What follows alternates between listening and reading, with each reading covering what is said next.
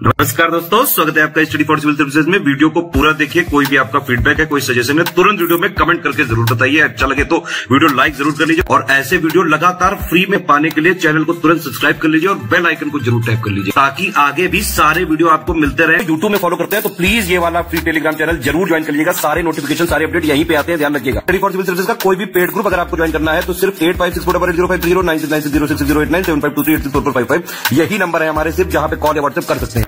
Instagram पे हमारा page जरूर फॉलो कर लीजिएगा, स्टडी फॉर सिविल .सर्विसेज है। ट्विटर पे हमको जरूर फॉलो कर लीजिएगा, @स्टडी फॉर सिविल्स है। सारे क्वेश्चन अटेम्प्ट करिए और स्कोर अपना तुरंत कमेंट करके बताइए। नमस्कार दोस्तों, स्वागत है आपका स्टडी फॉर सिविल सर्विसेज में। यूपीपीएससी की अपकमिंग वैकेंसी आरओ यानी कि समीक्षा अधिकारी और सहायक समीक्षा अधिकारी के लिए हमारे पेड ग्रुप्स स्टार्ट हो गए हैं। अगर आपको ज्वाइन करने हैं तो नीचे कॉन्टैक्ट डिटेल्स डिस्क्रिप्शन बॉक्स में है, आप वहां से कॉन्टैक्ट करके पूरी इन्फॉर्मेशन लेके एक नॉमिनल सी फी पे हमारे कोर्सेज को ज्वाइन करके अपनी सफलता को सुनिश्चित कर सकते हैं। और फ्री में भी पूरी तैयारी करने के लिए आप हमारे YouTube channel study for civil services और टेलीग्राम को सब्सक्राइब करके रखें, जहां पे इसी क्रम में देखिए हम अपने जो हमारे पेड क्विजेज हैं, ठीक है, इनकी वीडियो सीरीज लेके आ गए हैं, जिसमें हम सारे जो पेड क्वेश्चंस हैं उनको क्वेश्चन आंसर फॉर्मेट में देखेंगे। ठीक है, जिन क्वेश्चंस में लगेगा कि आपको मैक्सिमम इन्फॉर्मेशन या कोई रेलेवेंट फैक्ट और बताने की जरूरत है तो बिल्कुल आपको वो मेरे द्वारा बताया जाएगा। ठीक है, तो इन्हीं सब बातों के साथ हम स्टार्ट करेंगे। अगर आप हमारे चैनल पे नए हैं तो प्लीज इसको सब्सक्राइब करिए ताकि आपको ऐसे ही हमारे जो ये पूरी सीरीज चलेगी आगे, इसके सारे नोटिफिकेशंस सबसे पहले मिल सकें। ठीक, तो चलिए स्टार्ट करेंगे हम। कहा जा रहा है आपसे कि निम्नलिखित में से कौन सा एक भारत का अन्य नाम है। ठीक है, तो हमारा देश जो है भारत, उसको इंग्लिश में आप इंडिया के नाम से जानते हैं। ठीक है, तो यहाँ पे उसको हिंदी में कुछ और अन्य नाम है, जैसे आर्यावर्त भी कहते हैं, जम्बू द्वीप कहते हैं, हिंदुस्तान कहते हैं। ठीक है, इंडिया आप जानते ही हैं और भारतवर्ष नाम से भी आप जानते हैं, तो सारे के सारे ये इंडिया के ही अन्य नाम है। ठीक, तो इसमें से ऑल ऑफ द अबव का जो ऑप्शन है करेक्ट हो जाएगा। देखिए जो करेक्ट आंसर है यहाँ पे ग्रीन कलर से आएगा और ऐसे गुब्बारे छूटेंगे। ठीक है, तो इसको ध्यान रखेंगे। अब दूसरा है कि निम्नलिखित में से कौन सा राष्ट्रीय आदर्श वाक्य है। ठीक है, तो नेशनल मोटो, जैसे आप किसी कंपनी के बारे में देखते होंगे ना कि जैसे मान लीजिए उत्तर प्रदेश परिवहन की जो बसेस होती हैं, ठीक है, उसमें आप देखते होंगे कि लिखा रहता है ना आपका अपना साथी, है ना, तो क्या है वो उनका मोटो है, आदर्श वाक्य है। ठीक है, इस मंशा के साथ वो काम करते हैं। तो उसी प्रकार हमारे भारत देश का जो राष्ट्रीय आदर्श वाक्य है वो है सत्यमेव जयते। ठीक, सत्य की ही सदा विजय होती है।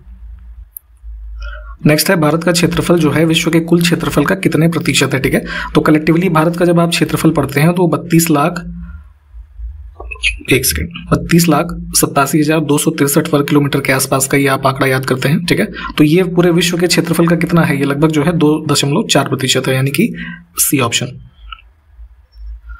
अब देखिए राष्ट्रीय जल पुरस्कार 2020 में सर्वश्रेष्ठ राज्य की श्रेणी में प्रथम स्थान किस राज्य ने प्राप्त किया, ये बताना है। तो भारत सरकार के द्वारा यहाँ पे ये स्वच्छता के क्षेत्र में जल पुरस्कार जो प्रदान किए जाते हैं, तो उसमें देखिए इसमें सर्वश्रेष्ठ राज्यों की श्रेणी में प्रथम स्थान पे उत्तर प्रदेश था। ठीक है, दूसरे पे राजस्थान था और तीसरे पे तमिलनाडु था। ठीक, ये कुछ क्रम था, तो इसको भी ध्यान रखेंगे और थोड़ा इसके बारे में जो डिटेल और फैक्ट्स हैं उसको भी ध्यान रखें। International association of working women award, ठीक है, ये अवार्ड का नाम ध्यान से देखिएगा, इससे किसे सम्मानित किया गया ये बताना है। तो ये बॉलीवुड की अभिनेत्री हैं सुष्मिता सेन। ठीक है, इनकी एक वेब सीरीज आई थी हॉटस्टार जो OTT प्लेटफॉर्म है, ठीक है, उस पर आर्या 2, है ना, तो उसमें इंडिपेंडेंट एक महिला किरदार का जो प्रदर्शन करने के लिए इनको ये पुरस्कार दिया गया है, तो हम ऑप्शन ए को चुनेंगे।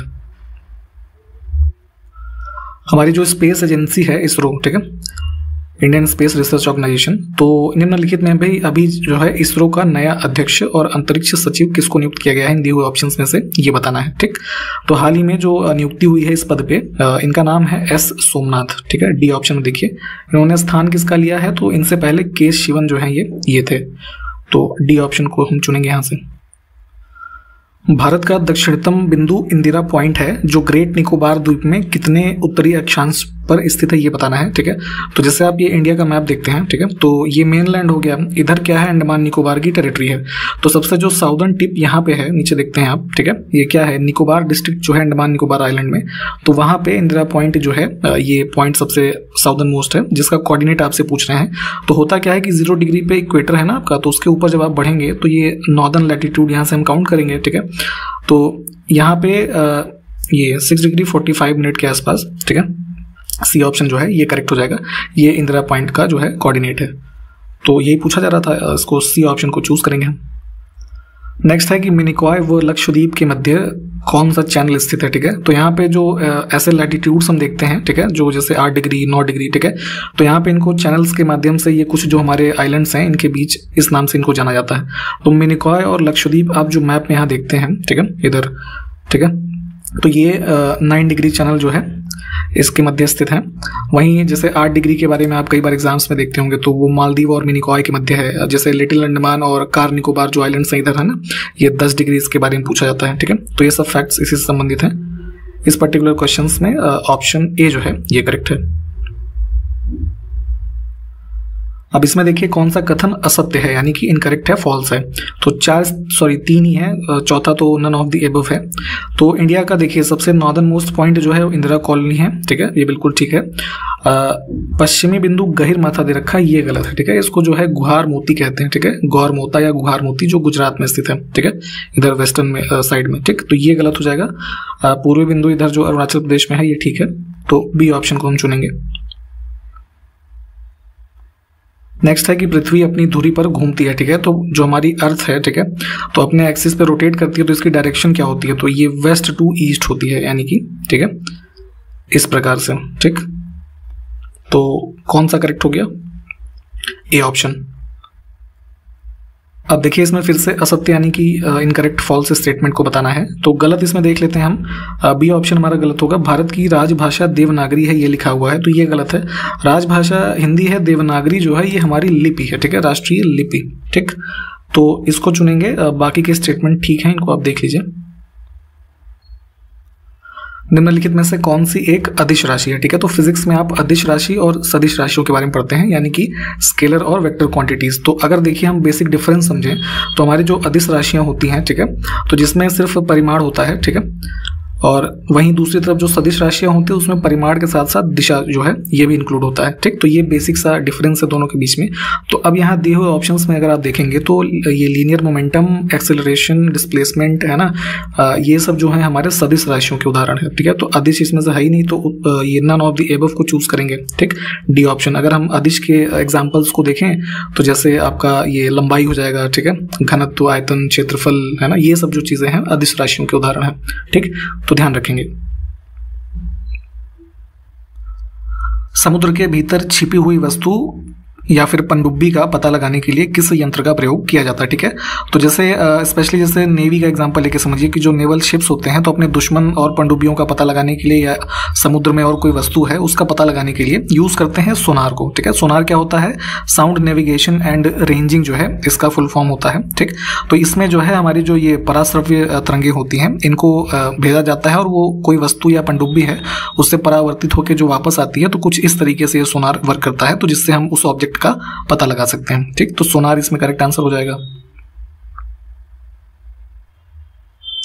किसी व्यक्ति या समूह के स्वामित्व वाला उपक्रम जो मुख्यतः बिक्री के ध्येय से, ठीक है, जिसका उद्देश्य क्या है, सिर्फ बिक्री करना है ना, बिक्री के ध्येय से वस्तुओं और सेवाओं का उत्पादन और वितरण आदि करता है, क्या कहलाता है, ठीक है। तो देखिए ये यहाँ पे इंग्लिश में देख लीजिए, इसका कुछ पोर्शन यहाँ नीचे लिखा है। अब पूरे ऑप्शंस को आप देखें तो ये परिभाषा किसकी है, किसी उद्यम यानी कि एंटरप्राइज की, ठीक। ऑप्शन ए करेक्ट है हमारा। जनवरी 2022 में ब्रिटिश सेना में कार्यरत कौन सी महिला अंटार्कटिका की अकेले यात्रा करने वाली भारतीय मूल की पहली एवं अश्वेत महिला बनी है, ठीक है। तो यहाँ पे जो है अंटार्कटिक रीजन में आप नीचे अर्थ पे देखेंगे, ठीक है, तो वहाँ पे ये अकेले यात्रा करने वाली पहली भारतीय मूल की महिला और अश्वेत महिला बनी है। इनका नाम है ये कैप्टन हरप्रीत चंडी, है ना, ऑप्शन ये बी वाला, ठीक।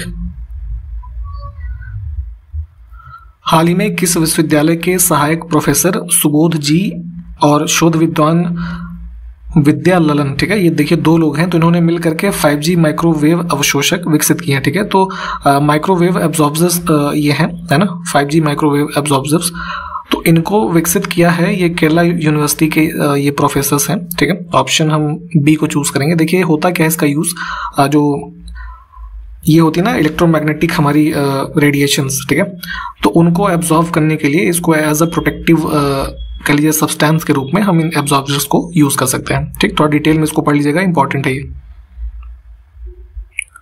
निम्नलिखित में से कौन सा ऐसा प्रथम राज्य या केंद्र शासित प्रदेश है जहां पे जिला स्तरीय सूचकांक जारी किया गया? ठीक है, तो इस क्वेश्चन में एक टर्म मिसिंग है, जिला स्तरीय सुशासन सूचकांक। ठीक है, इसको जारी किया गया है।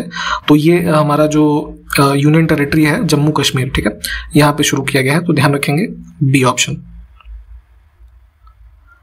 हाल ही में नेताजी पुरस्कार 2022 से इसमें से देखिए किसको सम्मानित किया गया है? ठीक, तो एक संस्थान है नेताजी रिसर्च ब्यूरो करके, ठीक है, तो इनके द्वारा ये नेताजी सुभाष चंद्र बोस जो है उनकी स्मृति में नेताजी पुरस्कार 2022 जो है ये दिया गया जापान के पूर्व प्राइम मिनिस्टर शिंजो आबे को। ठीक, ये ऑप्शन देखिए ए करेक्ट है।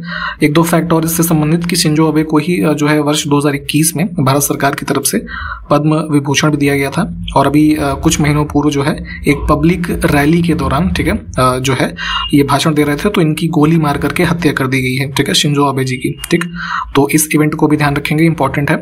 तो यहां से ऑप्शन ए करेक्ट था इसमें। हाल ही में असम सरकार यानी कि जो असम की राज्य सरकार है इनके द्वारा असम वैभव पुरस्कार, ठीक है, इस अवार्ड को नाम देखिए अवार्ड के नाम जो है अच्छे से देखा करिए, कई बार मिलते जुलते नाम या फिर जो है कह लीजिए नाम से कंफ्यूजन होके आंसर्स गलत हो जाते हैं। ठीक, तो असम वैभव पुरस्कार जो है इससे सम्मानित किया गया है हमारे जो मशहूर इंडस्ट्रियलिस्ट हैं रतन टाटा जी को। ठीक, ऑप्शन बी करेक्ट है।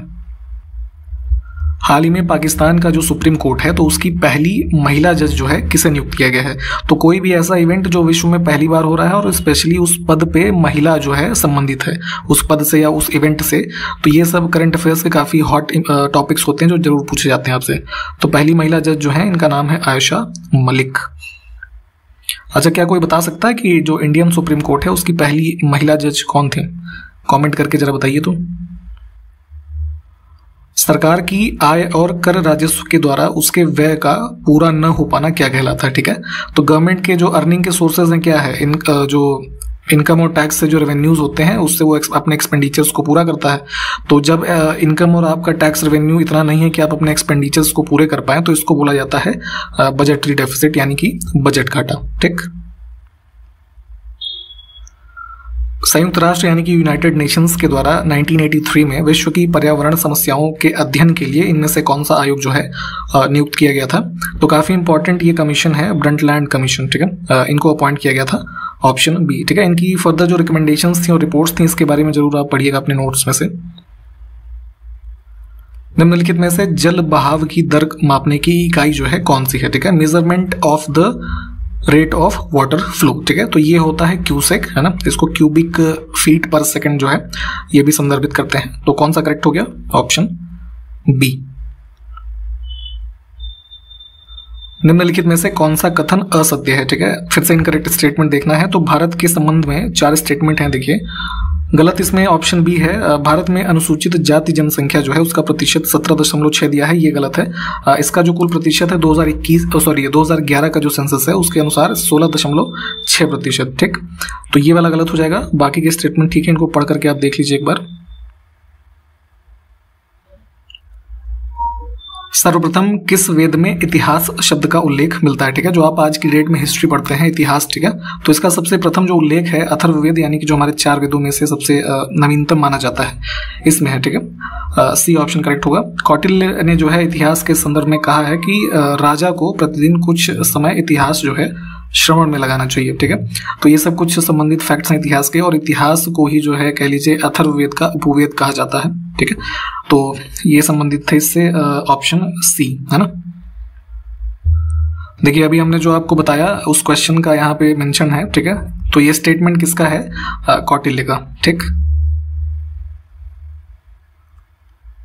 निम्नलिखित में से उत्तर प्रदेश का कौन सा जिला हरियाणा की सीमा को नहीं छूता है? ठीक है, तो उत्तर प्रदेश का जो मैप है और उससे संबंधित जो ज्योग्राफिकल फैक्ट्स हैं आपको पता होने चाहिए कि नेपाल से क्या क्या लगता है ना, क्योंकि कलेक्टिवली आप देखेंगे तो भारत के 8 स्टेट्स और एक केंद्र शासित प्रदेश यानी कि दिल्ली से उत्तर प्रदेश की सीमा साझा होती है। इंटरनेशनली नेपाल से सीमा साझा होती है। तो ये सब सारे जो जिले हैं ये वाले, ये आपको पता होने चाहिए, आपसे पूछे जाते हैं। तो इस क्रम में देखिए हरियाणा की सीमा को छूने वाले जो जिले हैं उसमें सहारनपुर है, अलीगढ़ है, शामली है, इसके अलावा अगर हम बात करें तो बागपत है, गौतम बुद्ध नगर है, इसके अलावा मथुरा है, देवरिया जो है ये आपका बिहार से सीमा बनाता है। ठीक है, इधर चूंकि ये कहाँ पे है, पूर्वी क्षेत्र में है ना। ठीक, तो इसको चुनेंगे हम। उत्तर प्रदेश के सर्वाधिक जिलों को स्पर्श करने वाला जिला जो है वो कौन सा है, ठीक है। तो अब ओवरऑल आप पूरे यूपी में देखेंगे तो जो हरदोई जिला है, ठीक है, ये अपने पड़ोस में कुल 8 ऐसे जिले हैं जिनकी सीमाओं से टच होता है, ठीक है। इसके बाद दूसरे नंबर पे बदायूं है जो 7 जिलों से स्पर्श होता है उसकी बाउंड्री, ठीक। तो इसको मैप में एक बार आप सारे फैक्ट्स को जो ये मैप वाले हैं, है ना, कौन सा कहाँ से बॉर्डर लगता है इसको देख लीजिएगा। सी ऑप्शन को चूज करेंगे। एक यहाँ पे आपको इन्फॉर्मेशन मैं और देना चाहूँगा कि एक शॉर्ट्स यूट्यूब पे और इंस्टाग्राम पे शॉर्ट्स की सीरीज चलाई जा रही है जिसमें मैं पूरे जीके के फैक्ट्स को कवर करवा रहा हूँ एक मिनट के शॉर्ट्स के माध्यम से, ठीक है। और भी जो इंपॉर्टेंट डेली करंट अफेयर्स के इवेंट्स होते हैं वो भी उसमें कवर करवाए जा रहे हैं। तो इनको भी देखने के लिए बिल्कुल छोटे से एक इन्फॉर्मेशन के तौर पर आप फॉलो कर सकते हैं हमारे शॉर्ट्स वाले सेगमेंट को यूट्यूब पे भी और इंस्टाग्राम पे भी, ठीक है। तो जहाँ पे आपको ये इन्फॉर्मेशन सारी मिल जाएंगी ईजिली। निम्नलिखित में से कौन सा कथन असत्य है, ठीक है। फिर से इनकरेक्ट देखना है तो देखिए इनकरेक्ट वाला हम देख लेते हैं, बाकी आप एक बार पढ़ के देख लीजिएगा। उत्तर प्रदेश का राजकीय वृक्ष लिखा है पलाश, यानी कि सी ऑप्शन में ये गलत है। पलाश हमारा क्या है, पलाश को जो है टेशु कहा जाता है, ठीक है, इस नाम से भी जानते हैं। ये हमारा स्टेट का राष्ट्र मतलब राजकीय पुष्प है, फ्लावर है, ठीक। और राजकीय वृक्ष की बात करें अगर तो ये अशोक का जो पेड़ होता है ये है, ठीक। बाकी के स्टेटमेंट ठीक है, इनको देख लीजिए एक बार। उत्तर प्रदेश के निम्न में से कौन से 2 जिले दिल्ली के साथ सीमा साझा करते हैं, ठीक है। तो केंद्र शासित प्रदेश एक ही है जहां से यूपी की सीमा लगती है, तो ये कौन कौन से हैं, आपका गौतम बुद्ध नगर और गाजियाबाद, ठीक। निम्नलिखित में से कौन सा युग्म असत्य है, फिर से देख लीजिए। तो देखिए इसमें असत्य कुछ भी नहीं है, तो नन ऑफ द एबव का हम ऑप्शन जो है नीचे इसमें से चुनेंगे, क्योंकि यहाँ पे जो छत्तीसगढ़ से ये छत्तीसगढ़ की सीमा को छूने वाला जिला है उत्तर प्रदेश का, ये सोनभद्र है। सोनभद्र चूंकि हमारा जो है ऐसा राज्य है, मतलब ऐसा जिला है जो 4 राज्यों के साथ जो है बाउंड्री शेयर कर रहा है। आप मैप में इसको देखेंगे जो कौन कौन से हैं आपके, बिहार, झारखंड, छत्तीसगढ़ और मध्य प्रदेश, ठीक। वहीं सबसे पूर्वी जिला बलिया है, सबसे पश्चिमी जिला जो है वो शामली है, ठीक। सबसे उत्तरी जिला सहारनपुर है, दक्षिणी सोनभद्र है। तो सारे फैक्ट ये जो है बाकी के ठीक ही हैं। हाल ही में निम्नलिखित में से किसे पद्म विभूषण प्राप्त हुआ है, ठीक है। तो भारत सरकार के द्वारा जो ये पद्म अवार्ड दिए जाते हैं तो सबसे हाईएस्ट पद्म विभूषण ही होता है भारत रत्न के बाद, ठीक। तो 2022 में जो है ये 4 लोगों को मिला, जिसमें कल्याण सिंह जो है इनको मरणोपरांत दिया गया, ठीक है।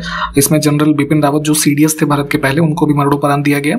राधेश्याम खेमका जो है उत्तर प्रदेश से संबंधित है, साहित्य और शिक्षा के क्षेत्र से, इनको भी मरणोपरांत मिला है। और एक और मिला था प्रभा आत्रे जी को, ठीक है। तो 4 लोगों को मिला था। तो इसमें से जो है आप ये ऑप्शन ए जो है ये करेक्ट होगा। हाल ही में कौन सा राज्य भारत का पहला एलपीजी सक्षम और पहला धूम्र मुक्त राज्य बन चुका है, ठीक है। तो अब ये स्टेट ऐसा है कि पूरी तरीके से जो एलपीजी सिलेंडर्स होते हैं उनसे इनेबल्ड है एवरी हाउस होल्ड, और सबसे फर्स्ट स्मोक फ्री स्टेट है in the country of India. तो ये कौन सा है, हिमाचल प्रदेश, ठीक। निम्नलिखित में से किस शासक ने इतिहास के लेखन पर पाबंदी लगा दी थी, ठीक है। तो यहाँ पे देखेंगे तो जो ये लास्ट मुगल रूलर है औरंगजेब, ठीक है। तो इसके टाइम पीरियड में ये बड़ा कंट्रोवर्शियल टाइम पीरियड है, यहाँ पे देखते हैं आप इतिहास में जब आप पढ़ेंगे तो ये संबंधित है इसी से। ऑप्शन हम इसमें से बी को चुनेंगे। अब वृहत संहिता ग्रंथ जो है किसके द्वारा लिखा गया, तो कुछ इस तरीके की जो राइटिंग्स हैं इनके बारे में, इनके नाम और लेखक के बारे में आपसे अक्सर पूछा जाता है। तो वृहत संहिता के लेखक हैं ये वराह मिहिर। निम्नलिखित में से किस ग्रंथ में भारतीय उपमहाद्वीप को कूर्म की आकृति का जो है बताया गया है, ठीक है। तो इंडियन सब कॉन्टिनेंट का जो पूरा एरिया आप देखते हैं, ठीक है, हिस्ट्री में जैसे आप या ज्योग्राफी में इन चीज़ों के बारे में पढ़ते हैं, तो अब यहाँ पे देखेंगे तो पौराणिक जो ग्रंथ हैं या समय समय पे जो अन्य लेख है तो उसमें इनको अलग अलग नामों से संदर्भित किया जाता है। तो कूर्म की आकृति जो है ये कहा गया है यही इसमें वृहत संहिता में, ठीक। ऑप्शन ए जो है इसको चुनेंगे। जैसे महाभारत है तो महाभारत में इसको बताया गया है इसके समभुजाकार त्रिभुज की भांति बताया गया है, ठीक है। और जैसे एक दीघ निकाय है तो उसमें छकड़े की भांति करके टर्म यूज हुआ है, ठीक है। पुराणों में धनु आकृति के रूप में, है ना। तो ये सब संबंधित है, तो ध्यान रखेंगे इसमें ऑप्शन ए हमारा जो है ये करेक्ट है। अब देखिए पुराणों के किस कोश में भारत के भूगोल का वर्णन मिलता है ये बताना है। तो पुराणों के एक तरीके से अध्याय के रूप में, है ना, ये भुवन कोश जो है इसमें भारत के भूगोल का वर्णन मिलता है, जिसमें कलेक्टिवली हम देखें तो पुराणों में पृथ्वी जो है स्पेशली उसको कमल, है ना, जो कमल का पुष्प होता है उसके रूप में स्वीकारा गया है, ठीक। तो ये कुछ फैक्ट संबंधित है पुराण से, और इस पर्टिकुलर क्वेश्चन में जो ये पूछा जा रहा था तो ये भुवन कोश जो है इसका ये आंसर होगा। चीनियों यानी कि जो चीन के दार्शनिक और लेखक हुए, तो उन्होंने भारत को क्या नाम दिया था ये बताना है। ठीक, तो चीनियों के द्वारा भारत को यिंतू, है ना, बी ऑप्शन में देखिए, है ना, इस नाम से संदर्भित किया गया। इससे पहले एक टर्म यूज होता था शेन दू करके। ठीक है, तो इसका मतलब ये बेसिकली चाइनीज वर्जन है इसका। सिंधु नदी जो है ना, ये बहती ऊपर, तो इसी को संदर्भित करते थे शेंदू नाम से, और बाद में यहाँ पे यिंतू कहा गया, है ना, भारत को। ठीक, तो ध्यान रखेंगे, इसमें बी करेक्ट है। निम्नलिखित में से किस लेखक ने भारत को आर्य देश एवं ब्रह्म राष्ट्र कह करके पुकारा? ठीक, तो ये दो टर्म जो है ये संबंधित हैं इससे, इत्सिंग से। ठीक, ये करेक्ट हो जाएगा। और जैसे अभी हमने यिंतू देखा था, है ना, तो यिंतू वर्ड का यूज किया था ये ह्वेनसांग जो है इसने। ठीक है, और यिंतू का जो अर्थ होता था उसको चंद्रमा कहते थे। ठीक, इसको भी ध्यान रखिएगा। अब देखिए, एक प्रदेश के रूप में सबसे पहले भारत का वर्णन जो है किस ग्रंथ में मिलता है? तो एंशिएंट राइटर थे पाणिनि, जिनकी एक पुस्तक काफी फेमस है, अष्टाध्यायी। ठीक है, जिन्होंने लिखी थी, तो उसमें भारत को एज अ स्टेट जो है मेंशन किया गया है। ठीक है, तो ए ऑप्शन करेक्ट हुआ। देखिए, यहाँ पे हम जितने फैक्ट्स देख रहे हैं भारत के संदर्भ में या ज्योग्राफिकल एक्सटेंट के बारे में, ठीक है, तो इनको एक बार मैप में और अपने नोट्स में से जरूर डिटेल वगैरह में पढ़िएगा। ठीक है, यहाँ पे चूंकि टाइम लिमिटेड होता है तो बहुत ज्यादा फैक्ट बता पाना संभव नहीं है, तो इसलिए आप इसको आगे थोड़ा डिटेल में भी पढ़ते रहें। देखिए, संविधान जो भारत का है, तो भारत को वो किस रूप में घोषित करता है? ठीक है, तो संविधान की जो कह लीजिए हमारी एक समझने की सबसे छोटी छवि है, वो क्या है? प्रियम्बल। तो प्रियम्बल आपको ये याद होना चाहिए, सारे टर्म इंपॉर्टेंट है, सब कुछ पूछा जाता है। तो प्रियम्बल से ही हम समझ सकते हैं कि हमारा संविधान भारत को क्या डिक्लेयर करता है। ठीक है, तो प्रियम्बल में हमारा भारत को सॉवरेन यानी संप्रभु भी कहा गया है, सेकुलर भी कहा गया है, सोशलिस्ट भी कहा गया है ना, डेमोक्रेटिक भी कहा गया है, रिपब्लिक भी कहा गया है। ठीक है, तो प्रियम्बल आप एक बार पढ़ेंगे तो वहां से आपको ये क्लियर हो जाएगा। इस पर्टिकुलर क्वेश्चन में सभी ठीक है। अब देखिए, एक फैक्ट है कि 1950 में बने जो संविधान की मूल प्रति है ना, जो उस समय बनाई गई, तो उसको जो दिल्ली में संसद भवन है, तो उसमें निम्नलिखित में से किसके भरे एक केस में सुरक्षित करके रखा गया है? तो चूंकि अब वो पेपर वगैरह पे जो चीज़ें लिखी हैं, है ना, उस टाइम की, तो वो नष्ट ना हो, ठीक है, समय के साथ, तो इस वजह से हीलियम का एक जो केस है उसमें रखा गया, हीलियम गैस के अंदर। ठीक है, उसको वो नष्ट होने से बचाता है। ठीक, अब देखिए, किस अधिनियम के अंतर्गत बंगाल के गवर्नर को बंगाल का गवर्नर जनरल पद का जो है नाम दिया गया? तो हिस्ट्री जब आप पढ़ते हैं, एडवेंट ऑफ यूरोपियन और ईस्ट इंडिया कंपनी का रूल इंडिया में जो शुरू हुआ, ठीक, तो यहाँ पे 1773 का जो ये charter act, sorry regulating act है ना, ऑप्शन ए में। ठीक, तो इसके माध्यम से यहाँ पे जो है उस टाइम पे जो गवर्नर ऑफ बंगाल था उसको गवर्नर जनरल का नाम दिया गया। ठीक, और ऐसा ये पहला व्यक्ति कौन था?